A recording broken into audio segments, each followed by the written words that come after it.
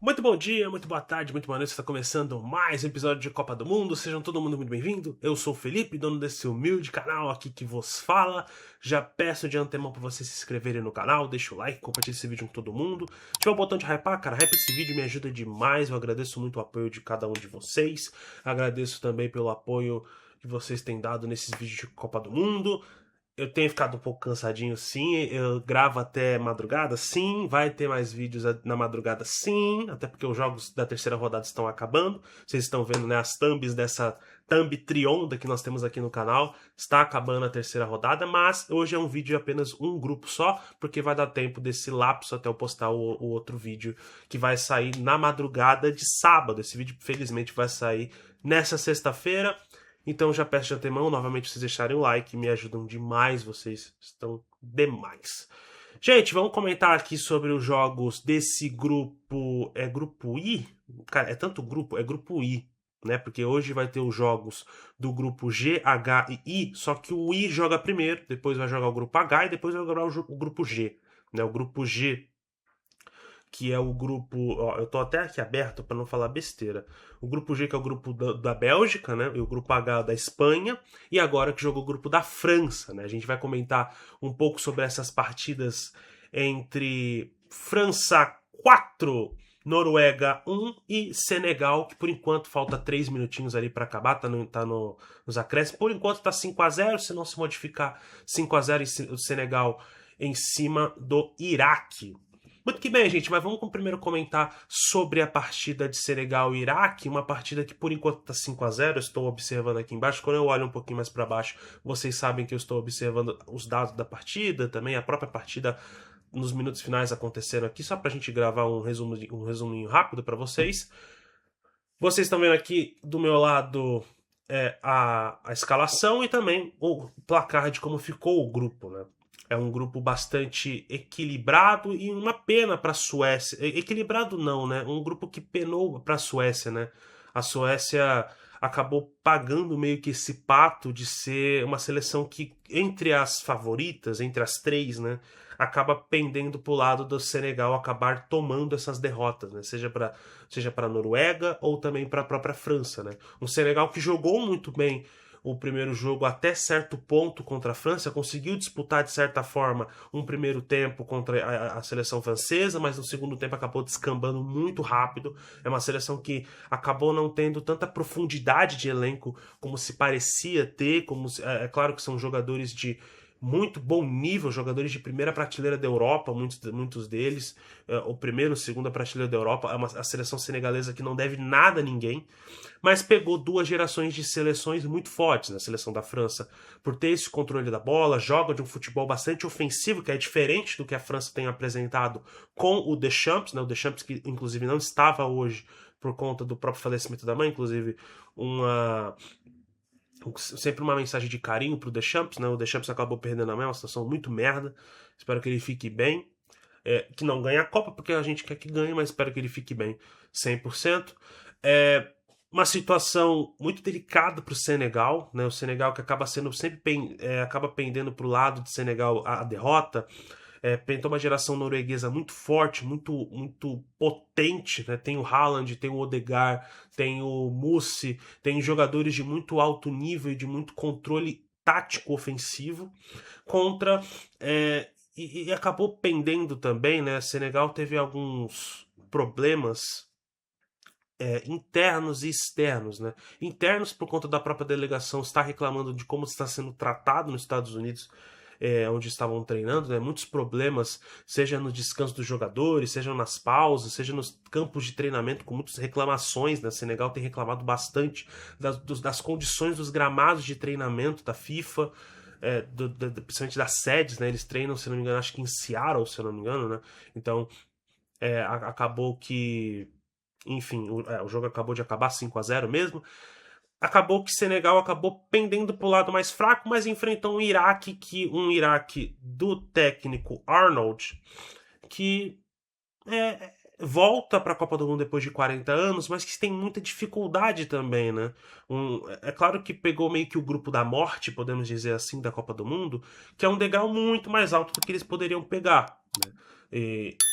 infelizmente, né, para o Iraque, muito legal que o Iraque tenha voltado depois de 40 anos para a competição, mas é um degrau que é muito alto. A gente viu um Iraque muito nervoso no primeiro jogo contra a França, contra a Noruega, perdão, errando muito essa saída de bola, erros individuais tanto do goleiro como também da linha de zaga também, aí são erros coletivos, né, da linha de zaga nessa saída de bola, muita pressão, né? O Iraque, obviamente, ia acabar jogando num modelo de pressão muito mais baixa e tentamento de contra-ataque também.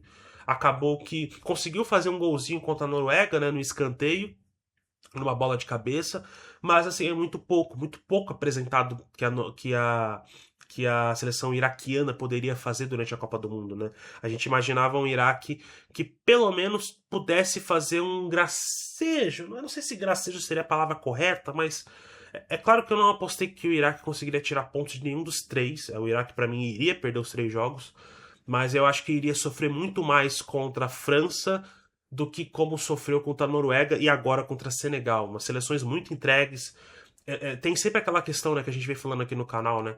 O know-how da Copa do Mundo, você ter a malandragem de jogar esse torneio, você ter a experiência de jogar uma Copa do Mundo é diferente contra seleções que ou voltam depois de muitas gerações, e aí é quase uma nova experiência, porque você não tem nenhum jogador da antiga geração que pode, ou de uma geração que jogou uma Copa passada para poder dar de exemplo, né, para esses jogadores. Então você é quase um ciclo novo para o Iraque, né, uma Copa do Mundo, quase uma seleção nova na Copa do Mundo, mas acabou enfrentando um Senegal que precisava vencer, né? Um Senegal que entrava como terceiro colocado, claro, com 0 pontos, porque perdeu as 2 partidas, o Iraque também perdeu 2 partidas, então não tinha como chegar na segunda colocação, mas era um jogo decisivo para as duas equipes, né? Qual equipe iria passar na terceira colocação?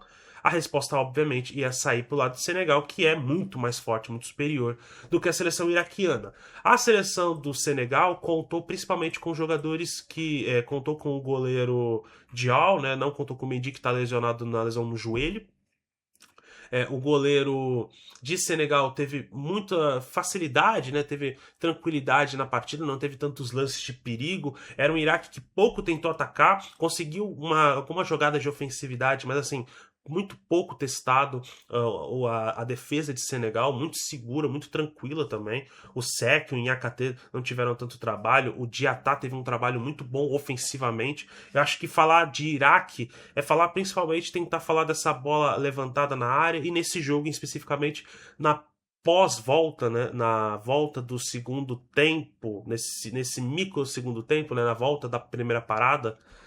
Um Iraque que tentou atacar um pouquinho mais, mas pouco efetivo, contra um Senegal bastante com volume, com intensidade e com necessidade de fazer não só gols e um resultado, mas também convencer a si próprio, né? Se classificar bem, né? E também, claro, fazer saldo para tentar se classificar bem como terceiro colocado e rezar para ninguém mais conseguir 4 pontos, já que ela é a melhor seleção com 3 pontos até então pelo saldo de gols. É claro, faz seu primeiro gol com 4 minutos com o Seck cabeceando e a bola batendo ali no Diarra, ele acaba cabeceando para dentro fazendo gol. Depois tem a expulsão muito cedo que acaba comprometendo todo o jogo do Iraque, né? Um jogo que acaba acabando em 13 minutos, porque o Iraque joga com a menos, depois teve a troca do goleiro na volta do segundo tempo, e aí é um esculacho, é um amasso, principalmente com a entrada, para mim, do melhor jogador da partida, que é o Papa Gueye que faz 2 gols, inclusive 2 golaços, inclusive. O Ismail Assar faz um gol também nesse segundo gol e acaba vindo o quinto gol do Diaye, que também com um golaço de fora da área. 5-0, um resultado muito convincente, um resultado bom. Senegal provavelmente vai acabar se classificando como uma das melhores terceiras colocadas lá no finalzinho da tabela, ou pelo menos na metade, ali perto da metade da tabela, ali, claro, com 3 pontos. Mas fez o que pôde, fez o que convenceu, e o Iraque acaba sendo eliminado. Então não tem muito o que acaba acontecendo, infelizmente, para a seleção iraquiana. Mas falando agora do jogo da França e Noruega, um jogo que acabou 4-1 para a França. Olha essa França, e aí a gente tem que falar também da Noruega, né? A Noruega que entrou como... A galera achava que seria a surpresa da Copa, poderia ser uma decepção da Copa, poderia acabar fraquejando no momento decisivo, mas é uma seleção muito equilibrada que entrou com seus reservas, né? Acabou entrando com jogadores reservas, preferiu poupar muito dos seus jogadores por conta de possíveis lesões para a próxima fase. Eu entendo a lógica e respeito também. Eu acho acho que você tem uma combinação, você vai acabar enfrentando a Costa do Marfim. É legal que você tenha os seus jogadores bem fisicamente, ainda mais porque os jogadores estavam reclamando de lesão. Principalmente essa linha de defesa titular da Noruega reclamava muito de lesão, né? Lesão de cãibra. Então você tinha uma seleção norueguesa que entrou reserva, né? Entrou com o Sevik, entrou com o Aunes, entrou com o Ostigar, o Bjork, entrou com o Berg, o Oscar Bob, o Larsen, o Schulp, jogadores reservas, e deixou os titulares no banco para deixar eles descansando também. Tem a questão também da aclimatação, tem também a questão de como você está bem nesse ambiente também. E uma França muito dominante, né? Uma França que tem um dia muito inspirado do Dembélé, que faz 3 gols muito parecidos, inclusive 3 golaços, né? Ele acabou matando a partida em 30 minutos. Né? A Noruega até tenta responder com um gol do Asgard no minuto seguinte que toma o segundo gol, mas acabou sendo muito pouco, né? É uma seleção da Noruega que meio que já entrou confortável já na segunda colocação. A própria coletiva de imprensa pré-partida foi nesse tom de não tem muito o que fazer e tudo bem, eu acho que tá tudo certo. França é uma seleção melhor e acho que tá tudo bem. É claro que é uma postura que a gente não gosta muito de ver na Copa do Mundo. Um segundo tempo que o nível acabou baixando, principalmente pelo placar, né? Uma Noruega que até tentou, teve um lance de pênalti e o goleiro Manhã acabou pegando um pênalti bem assinalado, mas uma Noruega que acabou também abaixando o ritmo muito por conta da própria França jogar da sua maneira mais padrão, né? Joga de uma maneira um pouco mais deixando o adversário ficar com a bola, não tentando atacar muito, tentando atacar muito por esses lados, esses corredores, né? Então você via o Doué jogando muito bem pela esquerda, depois passou para o lado direito quando o Dembélé acabou sendo substituído, e o Olise fazendo esse papel, né, esse papel de se movimentar bastante pelo campo e começar armando as jogadas, partindo para o ataque também, indo para o lado direito, indo para o lado do centro também. O Mbappé sendo esse 9 que estava com um faro de gols, acabou não fazendo nenhum gol, mas acabou dando 2 assistências, então acho que está tudo bem também. É claro que o Mbappé tá brigando com o Messi na artilharia, com o Ronaldo, o Vini,